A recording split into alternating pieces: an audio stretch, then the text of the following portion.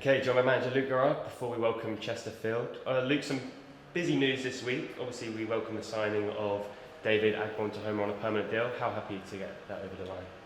Very happy. I think the business we've done in the recent weeks has been fundamental to our success, our performances. I allude to Cameron Cox being made on a permanent, Chris Bush coming in on a permanent.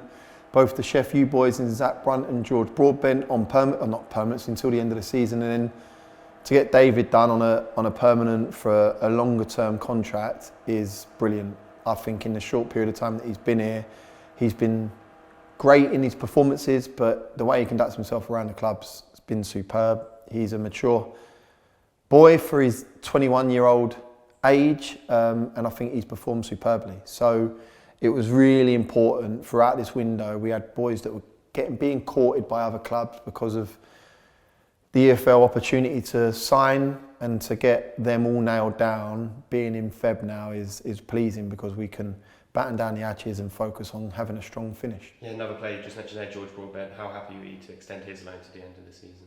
Again, I'm all about people, and he's class. I have to say, myself and Erica got cheated out of a game of head tennis against him and Brunty yesterday.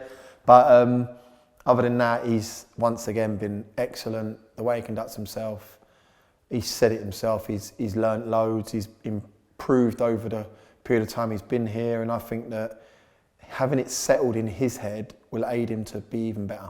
And they're good ages, 22 I think Broady, 21 David, 20, 21 Brunty. We're a good group now in terms of our age, and you're seeing that, and it's nice to just settle the group because people will talk, players will talk, and it will be whispers if they're going here, there and anywhere, and to have them with us till the end of the season is fantastic. Yeah, obviously you've coming back to camp with 2 away wins. Has that almost lifted a bit of spirits? Is it coming a bit more of a bounce in the camp this week?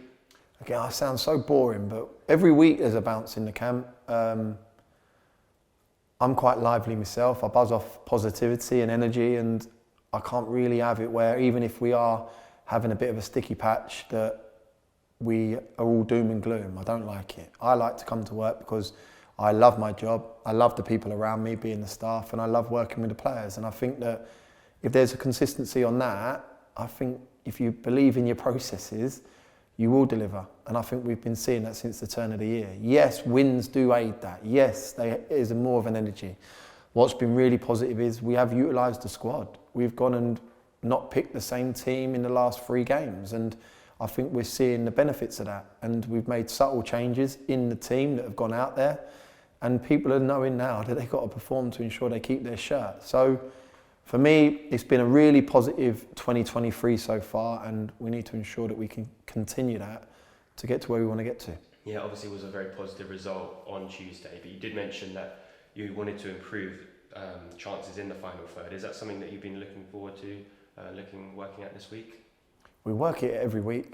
If I showed you our VO footage with the analysis team, we work on it every single week. Every time we work on final third patterns and entries, Martin Brennan come up with an unbelievable bit of knowledge in terms of how Luca goes about his business when he's coming out. We explained it to the forward line, and we didn't deliver on that. Thankfully, that we were in a position that we didn't concede when they had a little spell, and that's massive. We had a spell, in my opinion. I watched the game back.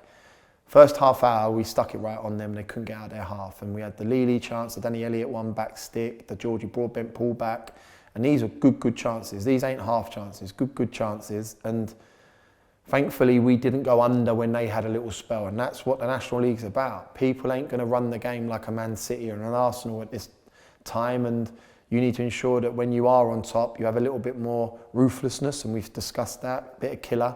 But when there's an opposition coming on top of you, you need to make sure you can withstand that pressure. And if you can get a clean sheet, I think that's fundamental in getting results at this level.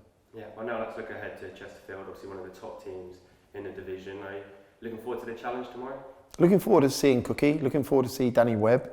Know Webby really well, played with Webby. And I've only really come across Cookie recently in the last 6 to 8 months, and has a lot of time. I have a lot of time for him. He has a lot of time for me, picking the phone up when I'm talking about players, and really looking forward to seeing him fundamentally. He's done a fantastic job, an outstanding job. The recruitment is second to none in the division. He went big in the summer in his in-season recruitment with Ash Palmer and Cole Clough. You see the level of personnel they get in their building. I could reel off 8 midfielders they got to their disposal that I think can get into their team at any given time. He's done a fantastic job, and they're going to be tough tomorrow. Why? Because I know all week they'll be thinking about the result. At our nearest neighbours in Barnet with a 3-0 loss, they're going to want to right some wrongs, and we need to ensure that we're not the fallback off of that. We need to go about our business, and we need to go about our business in a manner in which we've worked on Thursday, Friday, and implement a game plan, because we do have one against them, and I feel that if we can do that, we'll cause them problems. They have some great quality. Dobra, class. Mandeville, class. Banks can find any pass in the game. I think his ability on the ball is superb. King speaks for itself, but we've got Danny Elliott, Leanne Love, Tyrone Marsh, Broadbent, Brunt, Reese, Femi Sammy, Erico Souza. So they'll be looking at us thinking we're just as tough as opposition as what they'll be. We need to ensure that we can influence as much as we possibly can and go about our business and get 3 points. Yeah, obviously away form for us this year has been key. Home form not so much. Is that something you're conscious of and want to improve? 100%. If we married up our home form with our away form, I think we'd be sitting second. I think our away form currently is third in the division. I think we're 4th to 5th bottom in the division from our home form. But I think we've only played 11 games at home. So that, for me, we've got a lot more games to play. And we're currently behind on teams in terms of games in general, home and away. So I think when it levels itself out with a few more home games, I think we will start to climb that home form table. But yeah, I don't think that the fact is at home or away. I just think that since the turn of the year, we've only played Barnet here, and I think our performances, and Accrington in the FA Cup, but I think our performances at home have been good. We've been fortunate enough to go away to Altrincham and Aldershot, like you say, and get 6 points on the board. The idea is to replicate that tomorrow, come 5 p.m. with a 9-point week. We know how important a 9-point week is. It propels you up the table, and that's exactly what we've done. But yeah, we want to ensure that our home form gets better to enable us to get to where we want to get to, and that's what we'll be achieving tomorrow. We've got a fully fit squad. We've got Jamal Fifield to welcome back, Rico to welcome back. There's going to be 2 or 3 that I'm going to leave out, and this is something I spoke to the group about. We had our meeting today, our group meeting, which we do regularly with the staff and the squad, and we speak out and have any issues that may want to be put on the table. At the minute, everyone's congruent to their message. Everyone's together, everyone's backing each other. If I make a decision and they're not in the team, they're getting around each other, and that's where I want to get to as a manager. I don't want people sitting in the stand, of course I don't, but I want to have personnel that I can utilise at any given time, and we're getting slowly back to that stage. Dion Kelly-Evans was running on the Astro today, and he's going to be fit and available for us, whether that's a short-term loan or whether that's coming back in our building. But no, it's good at the minute. It's bubbling along nicely, and hopefully that continues come 5 p.m. tomorrow. Yeah, and just finally, obviously been a while since we've been at home. I think the last game was Accrington in the FA Cup. Are you looking forward to getting out in front of our home fans again? Yeah, I thank them in my programme notes for Accrington, for Altrincham and Aldershot.